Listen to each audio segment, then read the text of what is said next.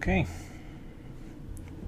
here we are for the final time with this game. Last time we'll be hearing that intro. It's kind of sad, actually. But anyway, we'll wait a couple of minutes and then we'll get started.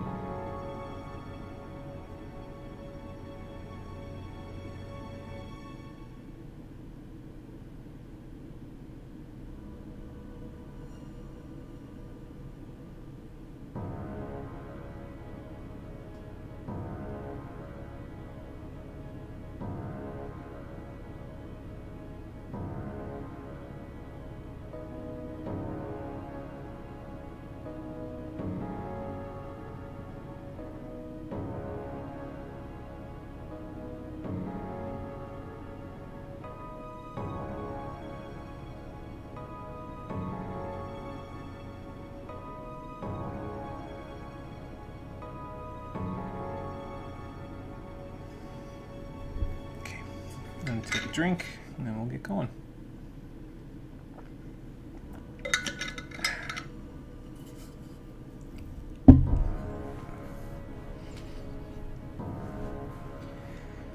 All right, let's end this.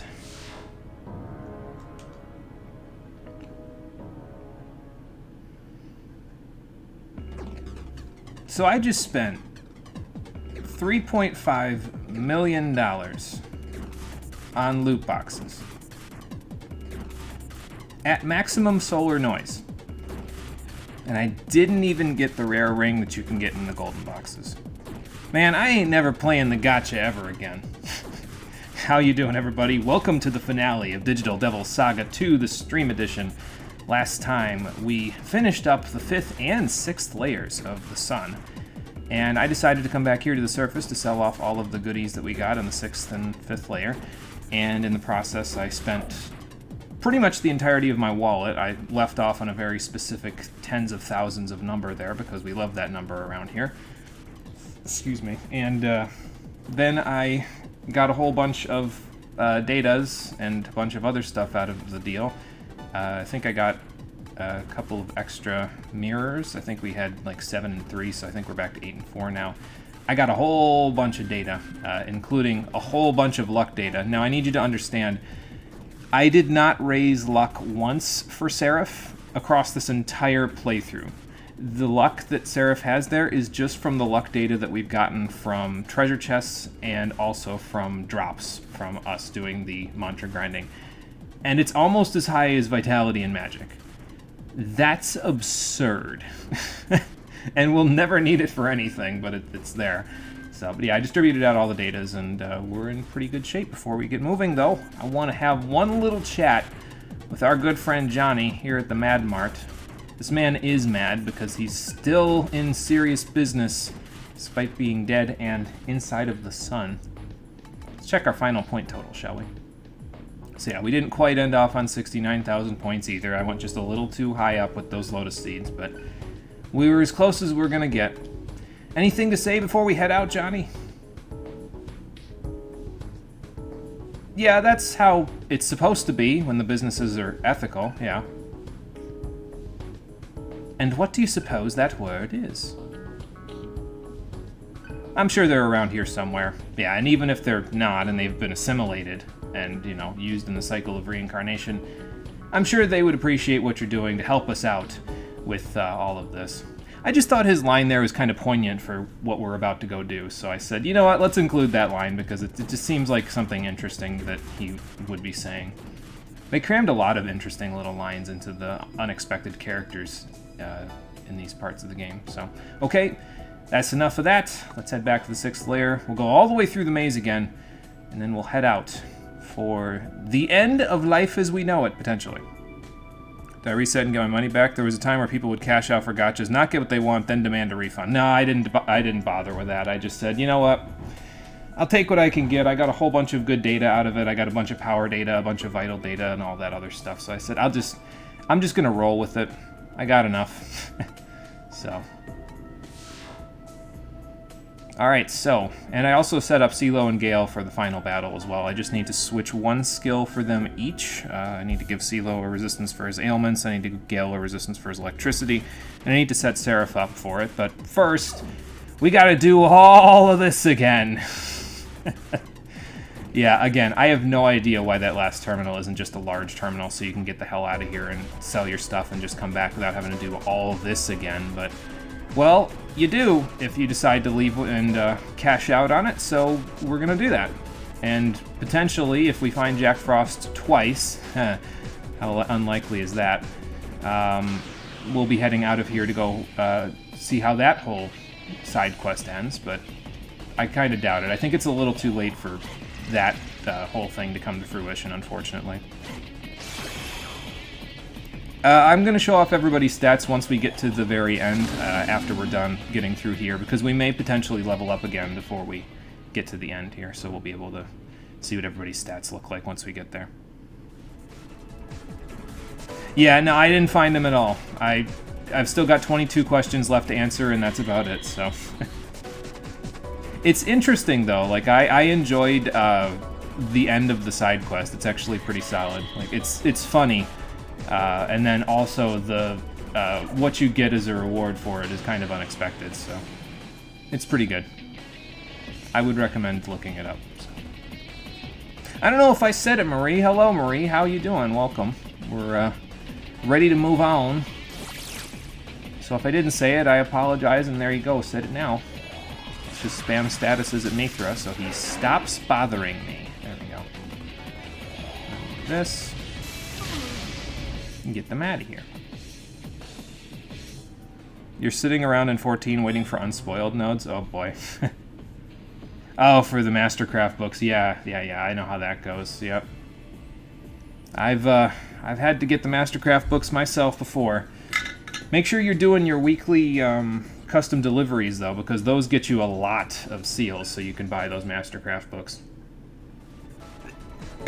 It's only a once a week thing, but you could probably max out on yellow scripts just from doing like 12 of those, to be honest. I think that's how I ended up getting most of my Mastercraft books, now I think about it. I don't have them for every class, but I definitely have them for... at the very least, I have them for... what's the class that I was playing the most on there? I did Leatherworker, I did Culinarian, and I did Goldsmith. I at the very least have them for Goldsmith. I'm not sure if I have them for everything else, but I definitely have all the Mastercraft books up to level 70, that is, for Goldsmith, so... Hey, Nitro, how's it going? Welcome. We're just making our way back through the 6th layer before we attack and dethrone God. You haven't unlocked those? Oh, you didn't craft this gap between Shadowbringers and Endwalker, you just want to make Primal Gear. You might want to unlock, at the very least, Zloe, then, because she's pretty easy to get to. She's the Heavens Ward custom deliveries script person, so she would probably be my recommendation. Of course, making her stuff is going to depend on what level your gear is, but, you know, she'd probably be the easiest one to start working on that stuff with. At least that's what I would recommend anyway. Okay, so I just gotta go out here. Oh, hang on, wrong way. Okay, just over here. I'm gonna hug the wall here because there's a little chunk of it that I'm not 100% sure if I've gotten yet, so we'll just double check. You will, but why is this stuff so much more dumb than endgame combat? Gotta spend all my time and effort looking for gear. Believe it or not, my experience with endgame gear is basically the same thing, though. Like, getting endgame gear sucks. I don't know if it sucks as bad as what you're doing, but getting endgame gear also sucks. I've tried and gotten so bored with it that I said, no, I have to stop playing this game. I'm going to take a break or I'm going to go crazy. So it's a decision, a binary decision I'm going to have to make now, and I just said, nope, not doing it. Yeah, so you have the stats to make the stuff in your books. Yeah, exactly. Yep. Believe me, I know. I don't know why they haven't made it more convenient, but like, one of the weird things that I completely didn't understand was that they, actually, I think I'm just gonna do this. One of the weird things that they did that I just have no idea why they did it was that recently they made it so that they lifted the limit of 450 tomestones for the highest level tomestones per week. And I was like, okay, that makes sense. Does that mean that they're going to make the gear less expensive to get? No, they just made it so you could grind more of them in a week because they made the restriction 900 per week now. And it's like, excuse me, wait a minute, hold on. You're going to make this gear cheap as hell in literally 3 or 4 months. Why would you make it so people can grind more rather than make it so that they would have to grind less? What fucking stupid sense does that make? It makes none. That's the point.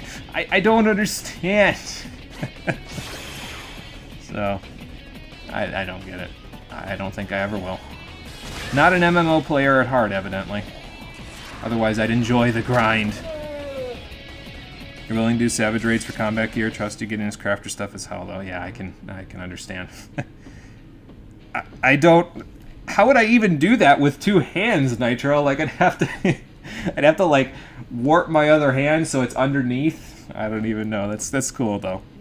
Got to catch up for Endwalker. It's just making sure that people keep playing. I know what it is, but it's just like, I don't. It feels like you're just.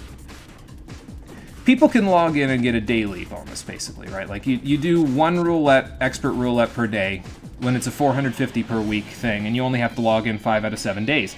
Now you have to do several things in a single day in order to top off on your maximum upper limit. And it just seems ridiculous. Like, who's got time for all of that shit? Evidently not me, because I'm sitting here railing on it. So I don't know. It just seems... I understand why it's being done, but it just seems insidious to me. I don't know. Maybe I'm just crazy. I got nothing.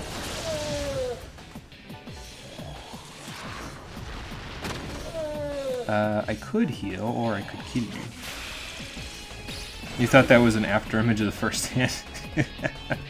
Little drop shadow, huh? I don't even know how I remember what a drop shadow is. I haven't taken any Photoshop classes since, like, 11th grade. Good lord. Cole would be proud of me, though, if he was here. He's at work right now, but... Like, I'm proud of you. You know what a drop shadow is. I'm like, yeah, I got a little experience with Photoshop. So, Panic works good on these guys. There we go. And then, I don't remember what works well on Barong, but I could probably just do this. Yeah. And then you... Go away. I said go away. You only play long enough to get your level 60 Mastercraft books and crafters. That way you can make anything you still care about and repair all of your gear. Yeah, and I think that's, you know... I feel like that's how it should be, really. It's like... You don't want... I don't know. If I was designing an MMO, I wouldn't want to design it in such a way that people would have to play for like 3-4 hours a day in order to get all of the possible bonuses out of it. Because in our constantly evolving world, no one except for younger kids are going to have that kind of time on their hands.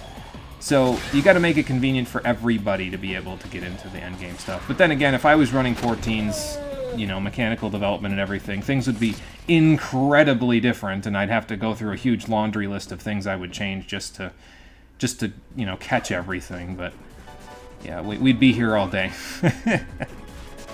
Yeah, you can get a whole ton of reinforcements. When I was doing the grinding there, I got a battle where I had 6 waves of reinforcements encountered. And that's still not my record, because there was a time when I was in Nocturne in the Tower of Kagetsuchi, and there was at least 10 waves of reinforcements. I think I made it through that battle, if I remember correctly, but it was a struggle. I think I used a Soma in the middle of that one, because I was just like, nope, this is ridiculous, you're draining all of my resources, and I just don't have the time or energy for this, so...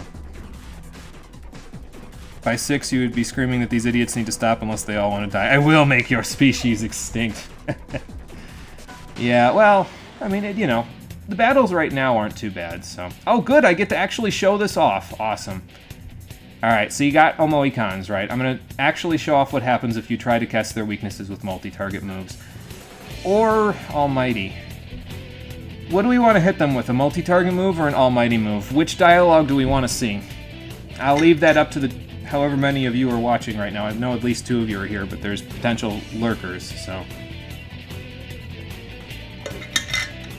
And as if by actual happenstance, I summon a bot from the void.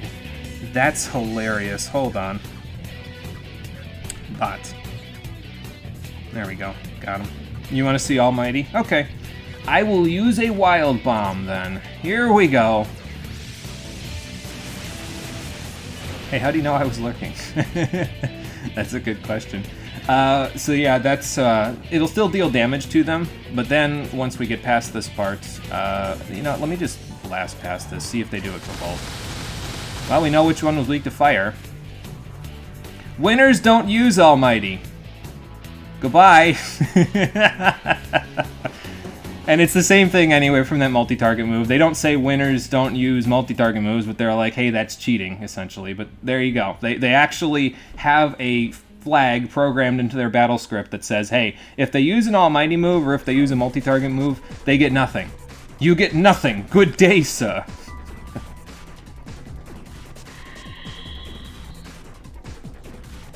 Is there a, see, you're saying comes out of a bush in a ghillie suit there, Nitro, and it makes me think, like, is there an anti-ghost perk that you could take in Call of Duty now? Because I don't remember if there was one the last time I played Call of Duty, which was Black Ops, but, Black Ops 1, that is.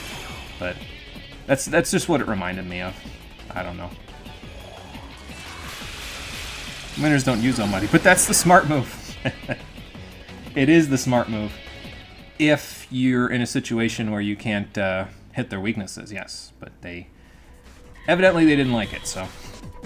Yeah, me too, Nitro. I haven't played COD in a hell of a long time. Like, it's been at least 10 years since I've played COD, so. I don't know. I got into it with Black Ops, and then I got out of it with Black Ops. It just caused me too much stress. I said, nope, I gotta get this out of my life. I can't take it anymore. Damn it, Atlas, let us have fun. Let us use status ailment attacks on the Omoicons, Atlas. Come on.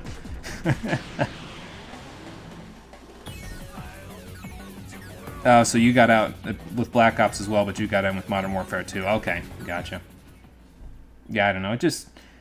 It appealed to me for a brief period of time, and then it just didn't appeal to me anymore. And I said, nope, I think that's it for me.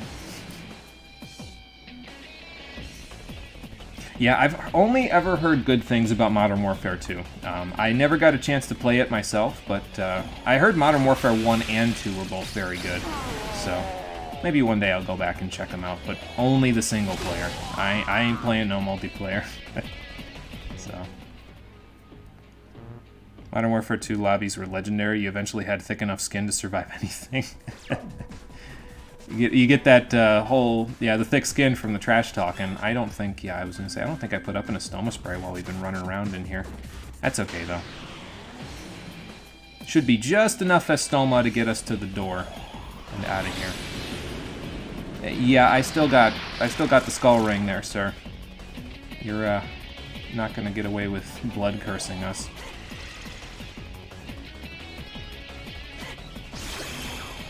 Yeah, at least we got to see Janana one more time before the end of it all. It's kind of funny, though, that we got through this layer so quickly, now that I don't have to go looking for anything, because we like... it took us a solid at least 40 minutes to get through here when we were looking for everything, so... Alright, so I'm going to use this terminal, just to top me off. We've got $236,000 that I'm never going to spend, so... You telling me Samael is still considered an equal or higher level encounter? Yeah, I don't know the exact formula for all of this stuff, but I think it has, like, it combines their levels or something like that, and then it divides by something, like maybe by the number of enemies, and if they still come out with a higher level, it is something. I think Samael, though, is like level 75 or something ridiculous like that, so you'll still encounter him no matter what, even with a Stoma Spray, so...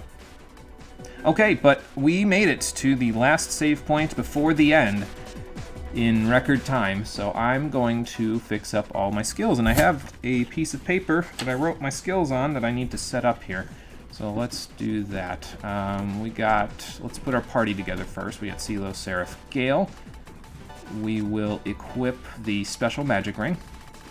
So we can have some fancy maximum magic and vitality there. And then... Let's see, I gotta set some skills here. So you need null ailment, not void ailment this time. I saw that in post and I said, oh god, why did I do that? That don't make no sense. I'm not gonna void ailments, I just want to null it, and we need to accommodate for your weakness, so there's that. For you, we have... Okay, so I might as well explain what I'm going to be doing in terms of everybody's skills here, so let me set Mutual Karma. Not that we're going to get any EXP at all here, but I'll set Mutual Karma for Roland and Arjula anyway, just in case.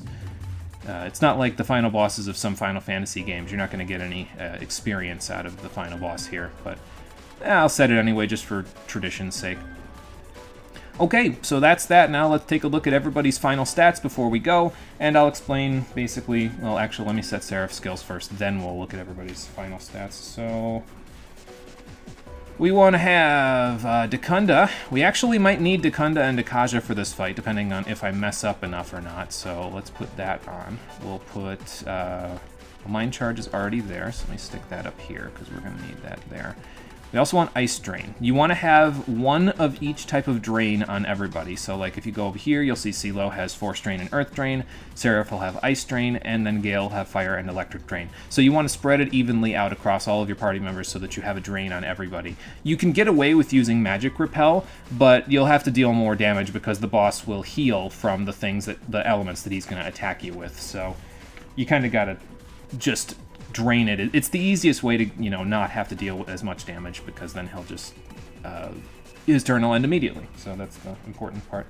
We want Fire Boost and Fire Amp. We don't need Ice Boost or Ice Amp because we're only going to use Bufudyne in the part of this boss fight where the final boss is immune to fire.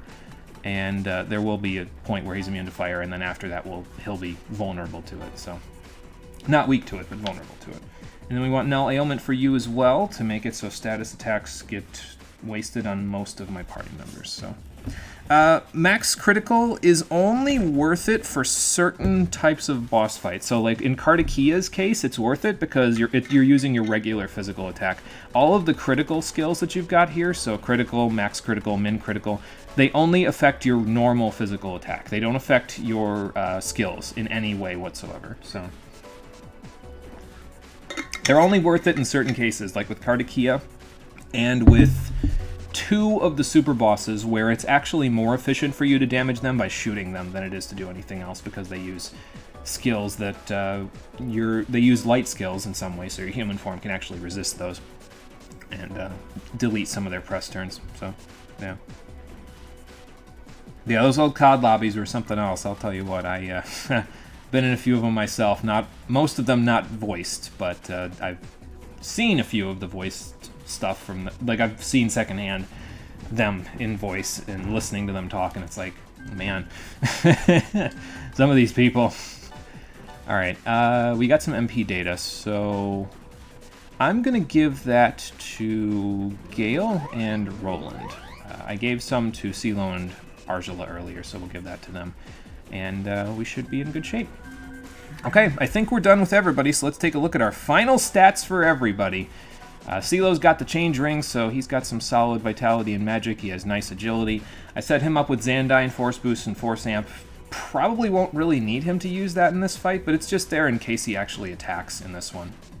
Excuse me, most of the attacking Seraph's going to be doing, but we'll see how that goes from there. Force Drain and Earth Drain, because those are the skills he worked on, so he can handle both of those. And Mediarahan, just in case. He's got a Null Ailment for his weaknesses. Oh yeah, and also his cool title, so there's that.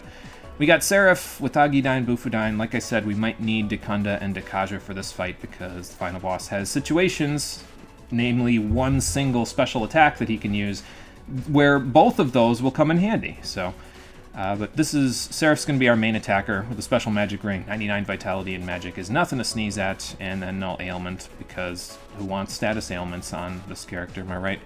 Then Gale's hanging out over here. He's got his electric weakness voided. I have Terukaja and Secunda on him because that will allow him with the Synchro Ring to use both Charge and Debilitate for a single press turn, which is really nice, and it allows me to load Seraph up with stuff like Dekunda and then boosts and amps. Because if I had to use Debilitate on Seraph, it would have made it a little harder to get this whole team together. So there's that. And then we got Argela and Roland, the old standby for regular encounters. Seraph Lore was just ridiculously useful through this entire final dungeon. If you didn't have it, you'd have to rely on Mahamayan and other status ailment attacks, so it would probably take a little longer to get through everything. And then Roland, just mostly hanging out, but he looks freaking cool, so he never won't look freaking cool, so there's that. And yeah, I think that's about it. So, without further ado, yeah, Dekaja Rocks also will save a skill slot for us, which is why we wanted to have a few of them. Thankfully, we have quite a few of them. We haven't really needed them before this, but they might come in handy here, so we'll see how it all goes. Bright and Dark Might were the successors to the Max and Min critical skills. Yeah, pretty much, yeah. They were, well, actually, they were the ancestors? Something like that, because Nocturne actually came out before DDS 1 and 2 did, so these are like they learned from Dark and Bright Might and said, hey, maybe we should make it so that these aren't as useful. So, or at the very least, they're the same utility, but they're harder to get, you know, so maybe that's what they figured. I don't know. Anyway, that's going to do it for this. Yeah, predecessors, that's it. Yes, thank you. Couldn't think of my dictionary there. They are OP, though. Yeah, absolutely. Bright and Dark Might are fantastic, and I don't think we're going to abuse them at all when I play Nocturne, because even though you could get them easier now with skill inheritance, I beat the game blind on hard mode without them, so I don't see why I would need to abuse them personally.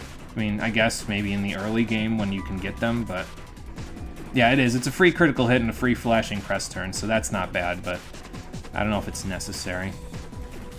Well, they did say the secret was hidden within the lotus. I just didn't know they meant literally. Apparently God really likes all these lotus flowers, so that's fantastic. We get everything? Yep. Any parting words of advice before we attack and dethrone God, Schrodinger? Oh, yeah, so all of the little bits of solar data flying around here, flying into the lotus and around us, those are all people, potentially, or beings that are being absorbed by God at the moment, so that's just fun. I don't know if it makes me sad, because it means they didn't look to the truth, right? So, yeah, once they all figure out the truth for themselves, I think then they'll be released from their shackles and the world can move on without God having to reincarnate everybody. But that day might be a little further off. It will be very far off if God destroys the entire planet and the universe as we know it, though, so maybe we should try to convince him not to do that. Yeah, so This is it. If you got anything else to do, make sure that you go do it now, but we're done. So let's trust our body to the solar data and say hello to the person that made us. Off we go.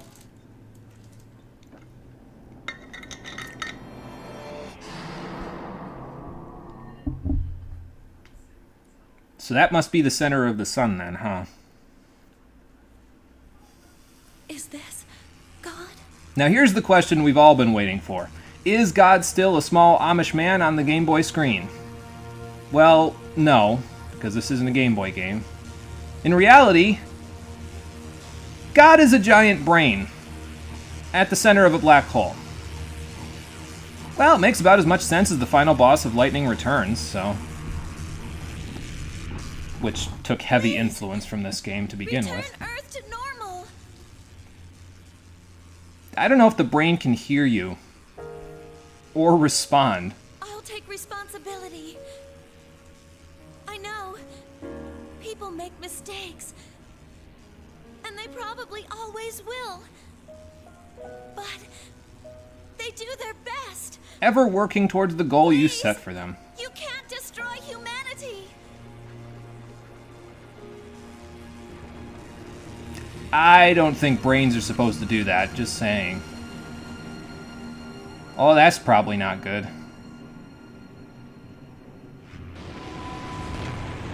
So no, God is not a tiny Amish man on the Game Boy screen. Turns out, God is a train being spaghettified by a black hole. Again, makes about as much sense as Bunavelza.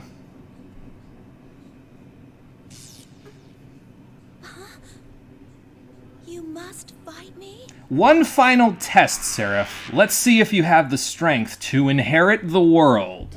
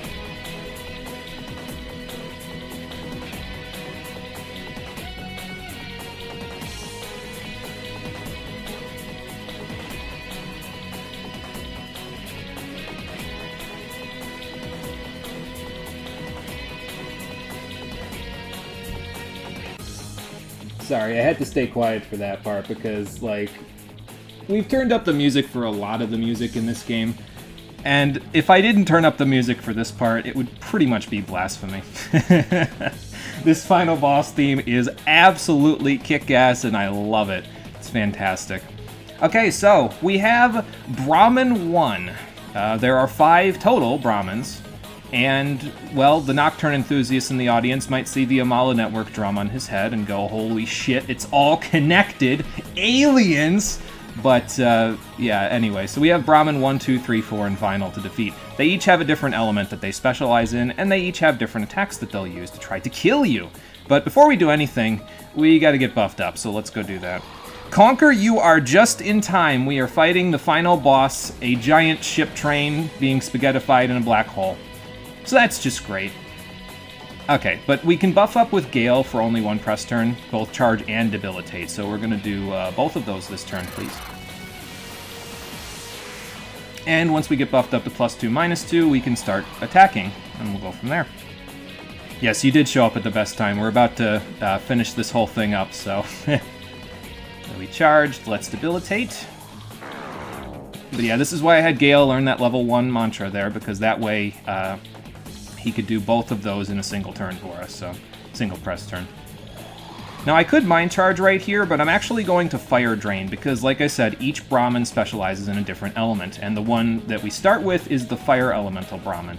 The best way that you can do this is to use Fire Drain to just eat up all of their press turns, and believe me when I say you're going to want to, because each Brahmin gets 5 press turns. And also, they have a physical almighty attack called Light that hits the whole party and has a really high critical hit rate, so they could get as many as 10 press turns if you get unlucky.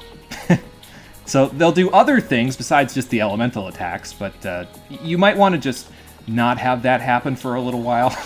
Like, let's get buffed up first before we worry about all that crap, so... And then we'll go from there. Alright, so let's charge again. Yeah, nothing out of the ordinary here, exactly. So, yeah, 10 press turns. I'm sorry, what? Yeah, if you get really unlucky, Light can critical on every press turn and give him a flashing press turn, which then gives him another turn, which means you could get hit as many as 10 times in a single turn. So don't let him do that. It's not ideal. What you're saying is I should never play the game to this point. No, it's fine. Just get your drains and you'll be okay. See, I mean, watch. I just Fire Drain, and then he'll just lose all his turns the next time he uses a fire attack. I mean, he has other attacks. He'll use Xanadu. He has a couple of Unda skills, but yeah, we'll be fine. That's not doing a whole lot to us. And then as soon as he does this, his turn is over, and it's back to my turn now. Okay, so now that we're all buffed up, we can start attacking, so let's go do that. We'll do some Change Ring shenanigans with CeeLo, we'll do some Mind Charging, and then we'll go from there. Each phase of Brahmin has 3,500 HP with the exception of the final phase, which has 5,000. That should sound familiar if you remember fighting the Archangels, because they were exactly the same. So this is kind of like, hey, did you fight the Archangels? Oh yeah? Okay, well then you've got a good idea about how this fight's gonna go. So, yeah, there you go. Let's Bufudine, because this one drains fire, so we can't use that for now, and we'll get it eventually, because, I mean, that's 1,000 damage, it's not too bad. And then we will Fire Drain. I would like to end each phase with a Mind Charge up, but that won't always happen, so we'll see what we can do. Nice dodges, most everyone. Oh yeah, he's also got access to Mind Charge and Power Charge in every phase, so that's fun. It also works as a free heal for you if he keeps using the element that you're voiding, so that's pretty good. His AoE attack was literally a good opening. Yes, that was actually a good opening in that case, Trisagian.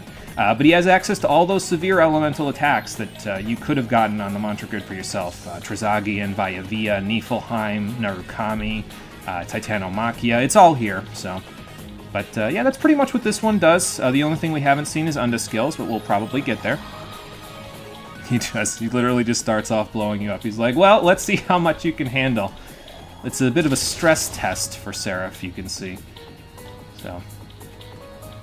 Alright, and we'll do some more Change Ring shenanigans. And probably I'm going to not do Change Ring shenanigans next turn, because we might be able to... Well, no, I probably should still. Just to get him to about 3,000 HP down, and then we can finish this phase up next turn, so we'll just do the same thing we just did. It's working pretty good so far. Titanomachia is literally so cool to pronounce. It's a great skill. I love it. I didn't end up getting it, but it's a really solid skill, and I do enjoy it myself as well. So. Incidentally, if you got the reward for the Jack Frost fight, you could have also gotten yourself a pass ring at this point. And the pass ring functions similarly to the Change Ring, except you don't have to do transformations and reversions in order to use it. Like, you don't have to use transform and revert. If you just pass, it won't use a press turn. So that might be more useful to you than the Change Ring if you want, but I didn't personally get it, so I said, yeah, it's alright, we'll just use what we've got. So there's Light. It's not too strong, but it could do pretty solid damage to you. Especially if it's power charged. That's not fun. Now, it gets a lot worse later in terms of, you know, having power charge and stuff, but we'll get to that. He's practically donezo at this point, so I think we just Xandine, honestly. Yeah, that puts him below his HP total. I'm just going to make sure with Fukudyne, and then we'll pass Gale's turn, because I actually want to Force Drain for this next one to prepare for the next phase. So, now check out this phase transition, though. It's so fucking cool. It's just so surreal. Because he's not moving here. You are moving around him. He is literally manipulating the universe to make you move around him. It's so fucking cool. So this is the wind phase, so there's Via Via to start off. CeeLo's going to be force draining probably every turn from here, but now we can start doing some real damage because, well, we're buffed up, and he's no longer immune to Agi, so that's good. Only now you realize when CeeLo reverts to human form, he also snaps his fingers as a demon. Yes, he also does that, and it gives him instant cool points for it, for sure. Sun is the best place to money farm. That means this is how people max out everyone. I mean, that's true, yeah. Just money farm in the 3rd or 6th layers, so... Nitro had a thought. What do you got, Nitro? Let me know. I'll do the rest of the turn while you tell me. And we'll go from there. You're still waiting for the unspoiled node. Oh boy, I feel your pain. So does the final boss. I just did 2,000 damage to him. So that's fun. Yeah, we'll just pass and Force Drain. This phase can also use, yeah, some physical attacks, including Gate of Hell. So if you're unlucky, you could get stoned right there and just instantly die and get a game over and have to go back to the save point. So that's fun.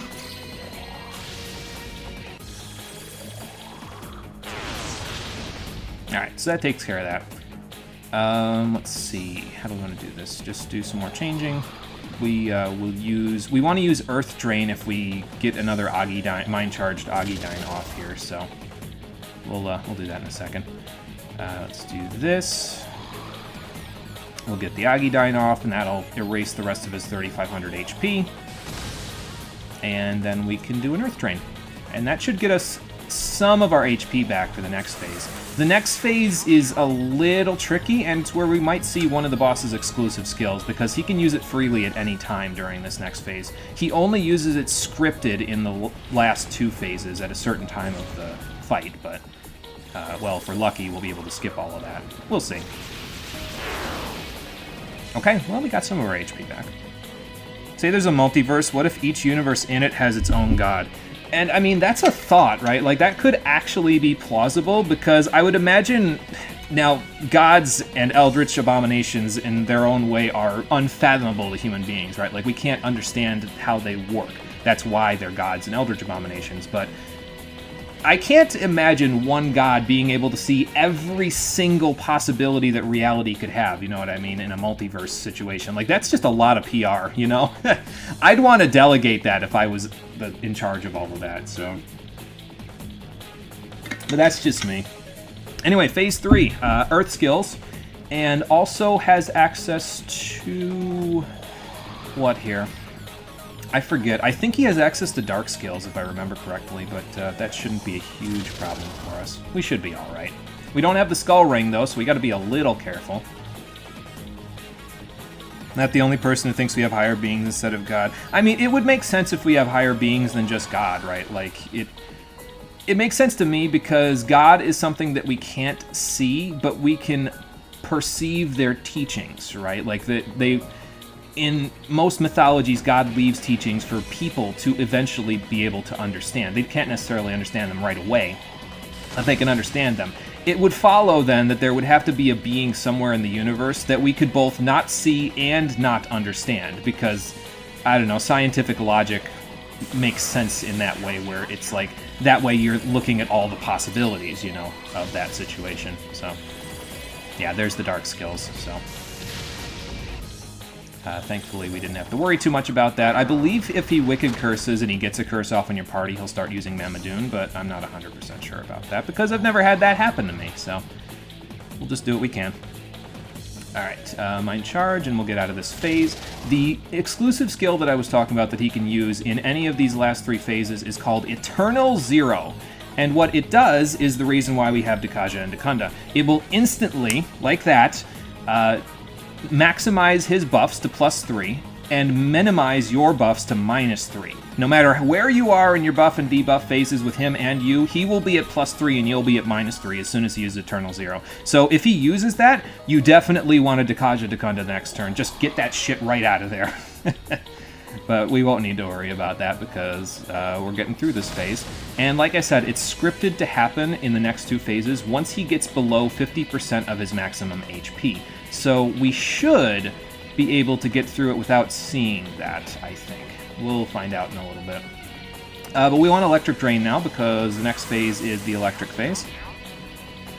So, you got the Unspoiled node finally. Nice, congrats. Hopefully you get everything you need out of it, so... This boss is so cool. I love the way that they present it here to you. It's just fantastic.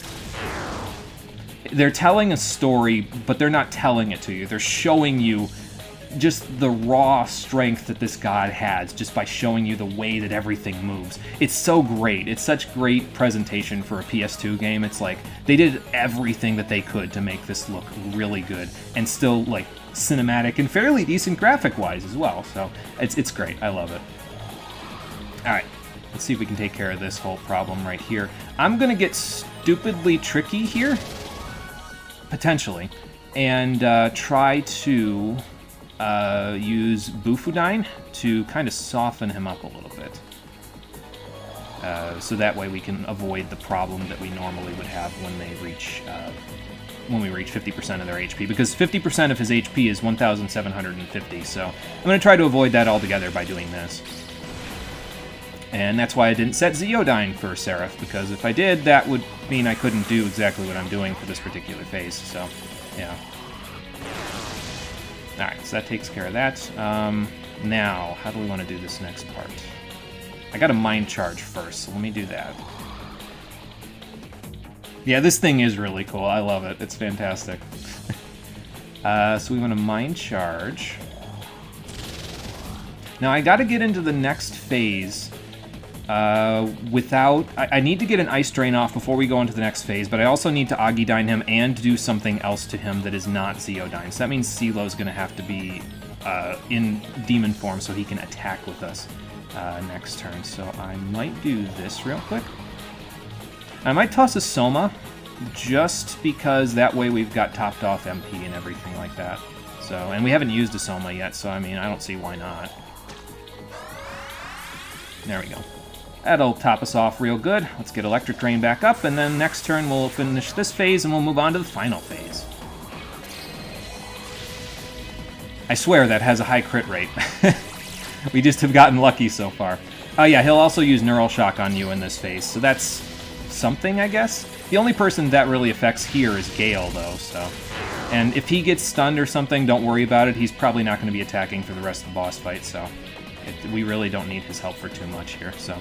let's see, how do I want to do this? So, Zandyne... Yep, that will work, because then we can Agidyne with a charge. And then we can pass, we can Change Ring...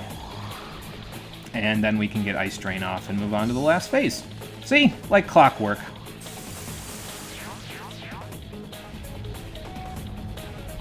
And now we move on to Ice Phase. And, well, this is where most of the actual difficulty in the boss fight can come from, because it's not just Eternal Zero, it's not just Ice skills. If he didn't use Niflheim right there, he also has a new Almighty skill that does about as much damage as Reincarnate relative to his stats. It's called Brahma Sutra, and it's a really cool cinematic move, but it does a lot of damage. Like, even now with his stats where it is, he'd probably do about 120 damage to all of the people in the party with it, with one press turn, so... So I think I'm making the things that he can do sound a little worse than they actually are, but he's not too bad. If you know what you're doing in each phase, you can pretty decently like manage him and get through the fight without too many problems. So yeah, Niflheim indeed. Yep, he's got it, and we're seeing it. Okay, so we got a Mind Charge. Silo's going to be doing a lot of Change Ring transforming right about now. Because I gotta, not only do I have to Mind Charge Agidyne, I also have to get back around to Seraph's turn to Ice Drain on every turn here, so. Now granted, if we do this correctly, The next turn will be the last one, but we'll have to see if that's actually what's going to happen here. So I got to really think about what I need to do next turn to get through the last 2,900 HP. So we'll see if my expertise will pay off.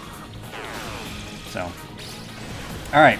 We have an Impel Stone, yes? Yes, we do. Okay, so how do we want to do this? I have to Mind Charge. I think I have to Mind Charge actually before I get into the turn where I can... like, I need to enter the turn that I want to kill him with the Impel Stone and with all the attacks Mind Charged before I get there. So, I'm going to do that right now, actually. I'm just going to do this, and then just pass this entire turn across, and then Ice Drain. I just don't want to deal with Eternal Zero, man. I just don't want to deal with it. It's too much work. But it's there, trust me. It's not fun to deal with. Alright, so if we want to end this turn, I need to inflict 2,900 damage. But I also want to get a cool kill with Seraph's human form, because Seraph's human form, when you have Drain skills equipped, has a new shot that you can use. So I want to get the kill with that if I can. How do I do that? Okay, well, I definitely change ring to start with. And then we Agidine. This will do about to 4,200. Maybe 41, but that's okay. I think I Impel Stone now, because I need to change ring CeeLo. I think this will work. Hang on, let me try this. Alright, Impel Stone will give us 5 press turns. So we change ring CeeLo, we'll still keep our 5 press turns from this. If we revert with Seraph next turn, right here, this will put us at 4. Gale can use the Synchro Ring to make this shot, Divine Shot, 3. And it's really cool that they included Divine Shot in this one, because it's also one of my favorite physical skills in Nocturne, and we will most likely be using it in Nocturne for like a solid, probably 40% of the game is my physical skill. So it's cool that they could include it in this game too. But yeah, we can use it for 1 press turn, so let's go shooting the final boss. Seraph, show them what humans can do. I mean, granted, you're a little bit higher of a being than a human at this point, but that's okay. Alright, so that wasn't quite enough, but CeeLo, let's bring it home! Oh, okay, well that wasn't enough. Prana Beam? And that wasn't enough either. Okay, well, we're gonna deal with Eternal Zero then. That's fine. I thought I did enough damage there, but that's okay. So he'll use Eternal Zero to minimize your stats and maximize his, and then he'll attempt to use Revert on your entire party, potentially one at a time or potentially all at once. So, yeah, totally miscalculated, but that's okay. It lets you see Eternal Zero, so that's fine. Alright, so what we need to do now is we need to Dekaja Rock and Dekunda Rock, so we're going to do that. Let's use the Change Ring to make that a little easier. Yeah, anticlimactic, indeed. It's okay, though. We'll be fine. So I want to transform. Yeah, we want to transform because we got a Dekunda here. So we'll do that. We will toss a Dekaja Rock to get rid of his buffs. And then we'll Change Ring again. And then we'll Dekunda, and then we'll go from there. He's probably, like, very close to death, but that's okay. He gets to do a few things this turn, and we might even see Brahma Sutra as a result, so we'll see. I also couldn't Ice Drain because I had to Dekaja Dekunda there. But as you can see, he deals decent damage when he's not fully debuffed. Too many colors. We didn't quite have enough there. This might actually, depending on what he does... Well, nah, we'll be okay. It'll deal a lot, but it won't deal that much, so... let's see here. How about if we... I don't know if I should fuck around at this point, though. I feel like I should just do what I said before, but at the very least, you got to see Divine Shot, so that's good. Hey, Zen, how's it going? Is it possible to turn the BGM louder? Sure. I already did it for this boss fight, but I'll do it for you right now at the end. There you go. Imagine if all this was just one big acid trip the whole time. Now that's anticlimactic. Oh boy. Alright, but yeah, we'll just treat this like any other turn since Brahmin didn't want to be gracious and a merciful God and allow me to kill him with divine shot, so... But at the very least, we got it off, so you got to see it happen. Live and in person. Goodbye. Yeah, memes are the DNA of the soul, so to meme or not to meme, usually to meme. Okay, I'm gonna turn it back down now. Because the final boss is about to explode, and I don't want that destroying anybody's eardrums.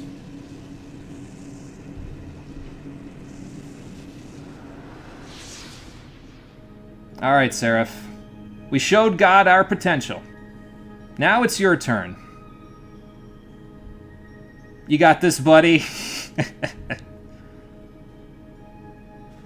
Yeah, a little late to the party, unfortunately, Zen, but that's okay. At least you got to see the end.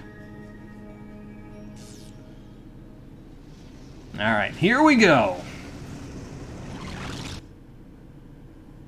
Meditate now, Seraph. Meditate on the nature of the universe and find out the answer to what God wanted to show all of us. Matter of fact, I might turn this back up, actually. Because this whole part's pretty good.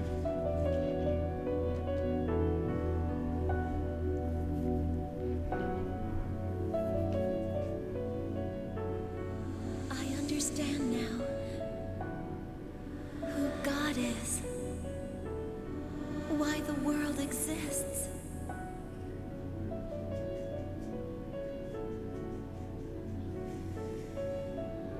I am you. You are me. From the sea of mine soul, you cometh. The world is myself. And what is truly important? The answer to life's most important question. This is just like the egg. That's why I told you guys to read that short story. We ignored something so simple. Oh boy. The interesting AF from a physical makeup perspective in general are all the Embryon. I'd have to look into, like, cosplays of these people, because I feel like it'd be very interesting to see people figuring out how that would all work, you know? I don't even know if people would know to cosplay these people anymore, though. This game doesn't get the love it deserves and attention it deserves.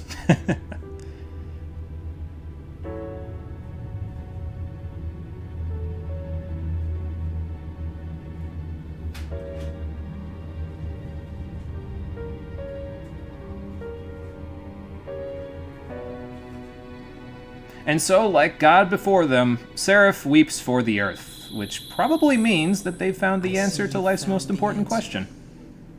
Yeah, seems like it. Then we have served our purpose here.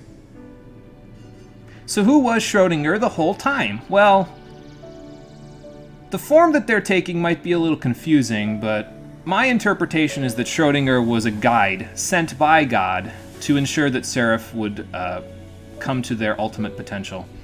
Because like I said, God loved Sarah and knew that she was the answer. She was the way forward. From here on, you and I will bear witness to many different realities. It's only right that eventually they'd become enlightened. However, if we hold on to what we learned here, there's nothing to fear.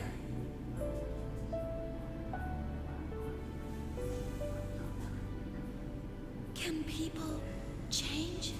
Will they ever become like me? If they realize it. Don't worry, others will join us soon. Once they find out the answer to life's most important question. One simple word can bind us together. You're not going to tell us what that word is, are you? I actually kind of like that better, though. It leaves things ambiguous and up to the interpretation of the player, which I like.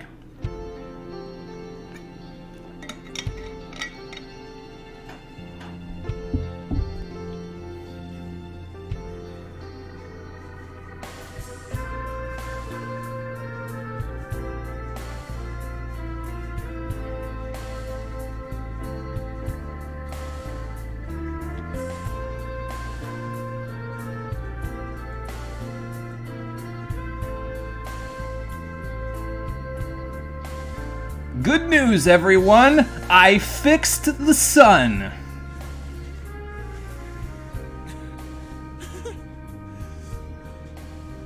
The sun! The sun's back to normal!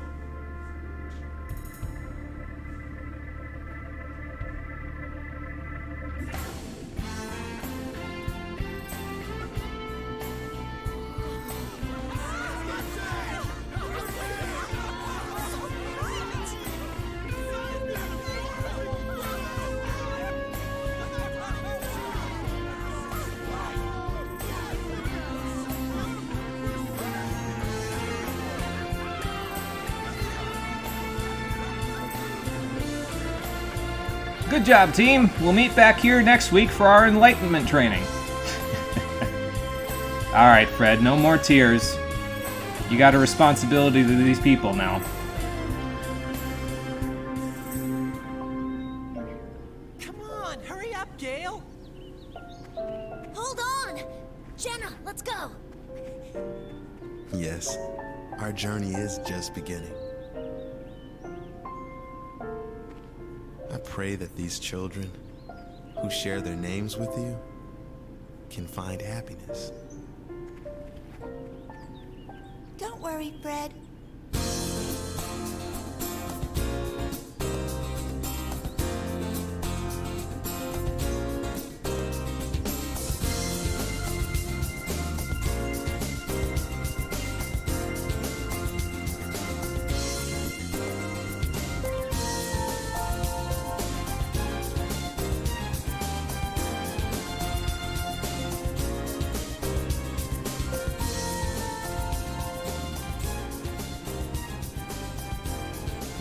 And that's the game, ladies and gentlemen. What a hopeful ending to end on there. It's crazy, right, that they would come back around, and it's such a positive note to end a game on, where you start the first game and it's about cannibalism in a post-apocalyptic nightmare. And it has one of the most positive endings in any SMT game that I've played. Like, most of the time, you end the game and it's kind of a bittersweet note because they're going back to the place where they were originally before they moved to this city, or you remade the world, but at what cost, and will people actually be able to change? But here, there is still that doubt, that lingering doubt that you could see in the back of your head, but it just feels like the planet is in such a better way than it was before all of the things that we did to get the planet back to normal. And I think it really shows how strong the storytelling is in this game. What Atlas set out to do with this one is that they set out to tell a more cinematic tale than what they were doing in the SMT mainline series when they first made these games. It wasn't really a strong thing. A lot of their storytelling was more atmospheric. And what you got out of the story yourself from interpretation and from the theming of the story, that was the main point in a lot of the SMT games before this. So they wanted to go for a more cinematic, high quality, more direct storytelling with these games. And I think that not only did they nail that, but they also still kept the theming that worked so well from the mainline SMT games. It's just a really nice combination, and it really brings out this great feeling that you get by the end of the game, because not only has the story sort of left on a hopeful note, but these characters have made so many sacrifices after coming so far as people. They started the game as not people, like they started the first game as AIs, and now they're essentially actual human beings. And they've gone through arcs, and they've sacrificed for one another, and they come out at the end and they create a world that is better than where they left it.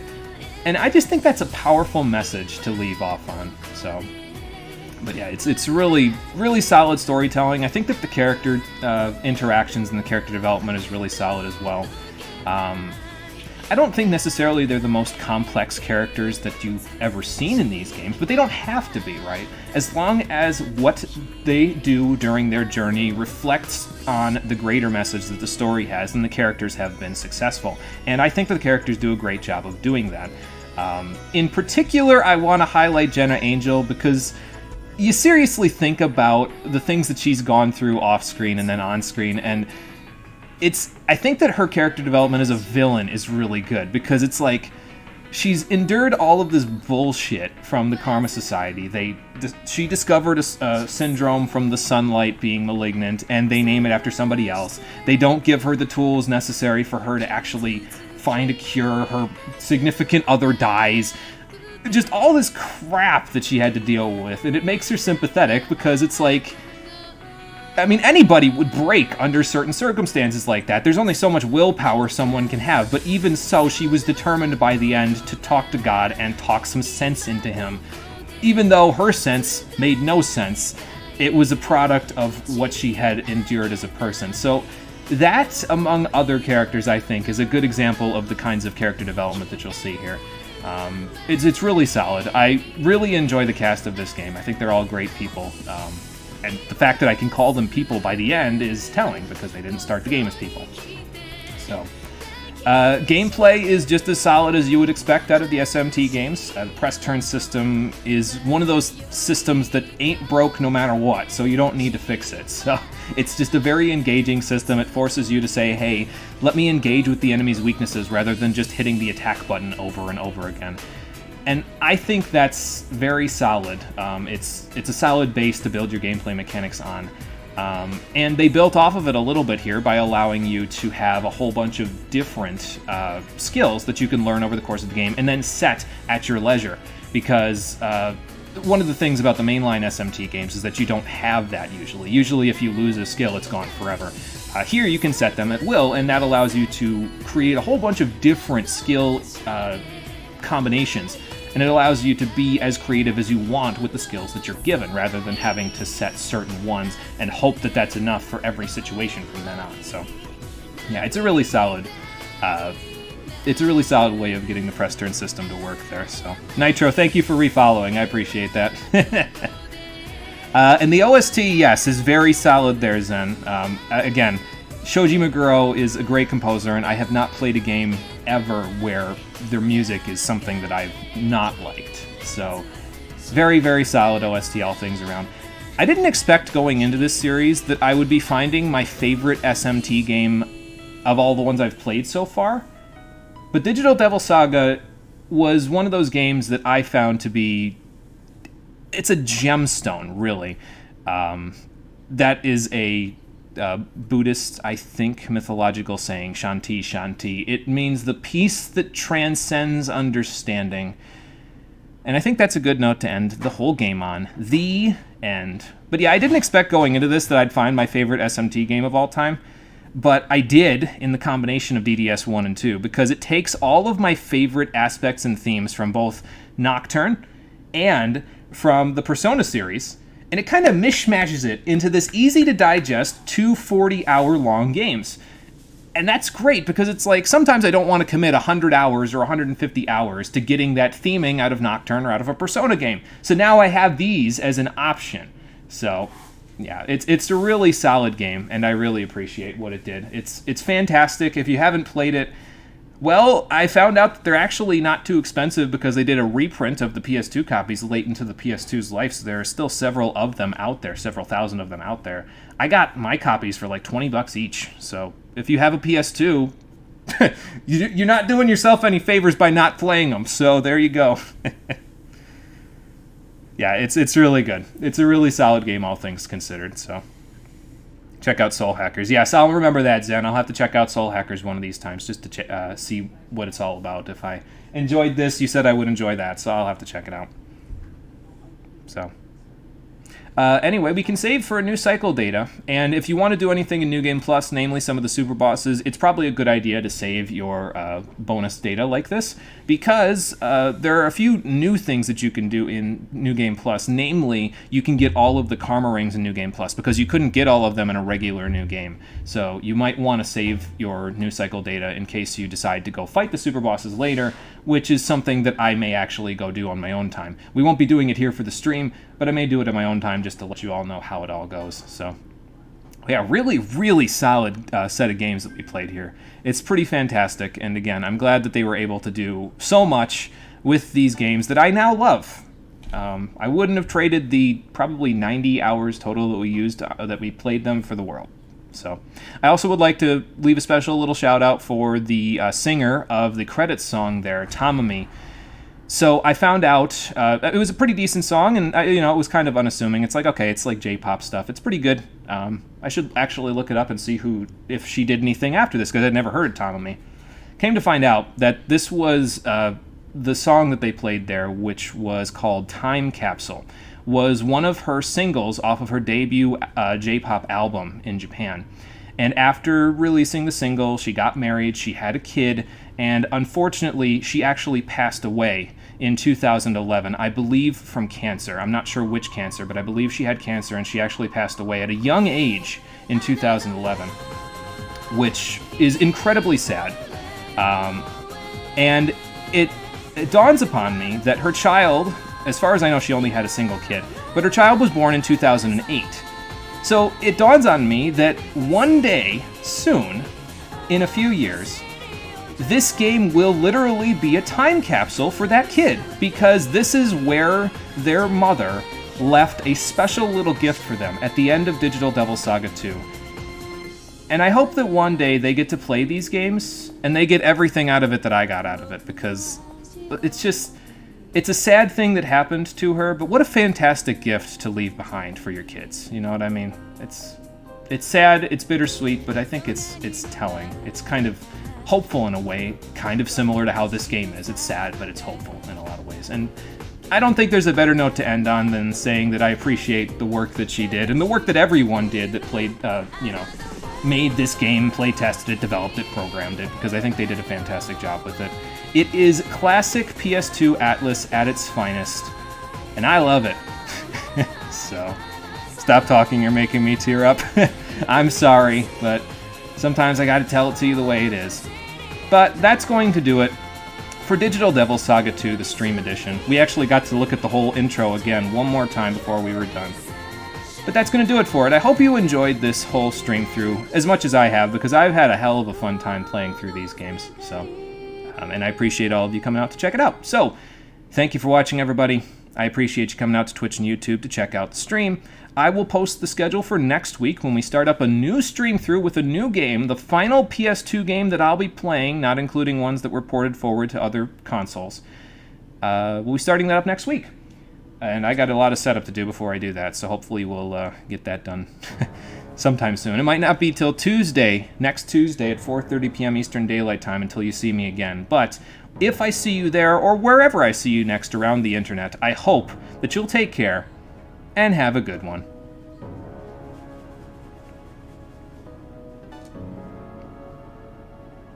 And I apologize for not really looking through chat here. I will read back through it on my own time, but I'm sure everything that all of you said there was it was a good contribution. So thank you, everybody, for coming. I appreciate it. I will look back on this time fondly, that's for sure.